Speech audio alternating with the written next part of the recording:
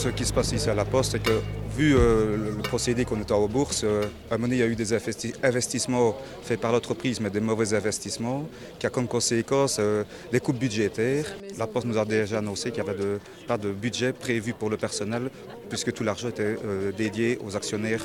Et il faut savoir que l'actionnaire majoritaire de la Poste, c'est l'État, puisqu'elle détient à plus de 50% les actions de la Poste. Les crêtes, c'est les suppressions des boîtes aux lettres rouges. Donc on parle de supprimer beaucoup de boîtes aux lettres rouges. Ils ont déjà commencé par changer les heures des cadrans, c'est-à-dire qu'ils ont mis les heures à 10h et 13h au lieu de 17, 19, ce qui présage une suppression importante de boîtes aux lettres, d'où une difficulté pour les citoyens de venir poster ces lettres et des suppressions d'emplois chez nous. Le gros problème qu'on a, c'est qu'on a des soucis pour avoir des jours de congé, comme un peu tout le secteur. On est remplacé par des intérimaires. Dans les autres sortes de transport, c'est souvent parfois des firmes extérieures qui viennent remplacer. Et à terme, on a peur d'être privatisé aussi. On ne veut plus avoir des secteurs transport en direct à la Poste et d'avoir carrément une privatisation du transport à la Poste. Est-ce que ce sera encore nous ou est-ce qu'on serait recasé ailleurs et d'avoir des sociétés de transport pures qui viendraient rouler ici? Par exemple, dans un bureau comme Liège-Perron, qui est le plus grand bureau de Liège, il y avait 14 personnes qui travaillaient dans le bureau.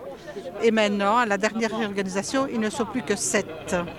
Pour faire le même travail. Pour faire le même travail. Donc là, les conditions de travail, ça veut dire qu'on doit faire plus avec moins. Là, ça devient limite. Alors les chefs, ils ont des objectifs à atteindre au niveau vente, au niveau gestion du bureau. Et c'est chaque fois, est-ce que tu as vendu des timbres? Est-ce que tu as fait ceci? Est-ce que tu as fait cela? Et pourquoi est-ce que tu es resté 20 minutes avec cette personne-là?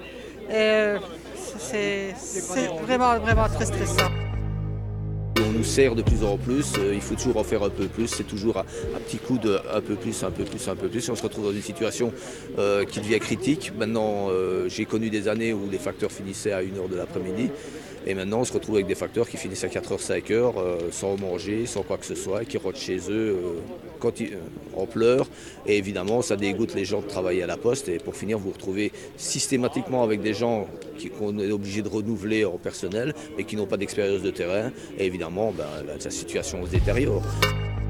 La réunion qu'il y a eu hier, c'est plus de la communication de l'entreprise, puisque quelque part, ils sont venus à table avec rien, simplement dire prendre note des revendications et qui n'ont pas voulu discuter, puisque nos représentants syndicaux au niveau national étaient prêts à discuter et négocier, mais évidemment sur tous les points, et la Poste n'avait rien à mettre sur la table.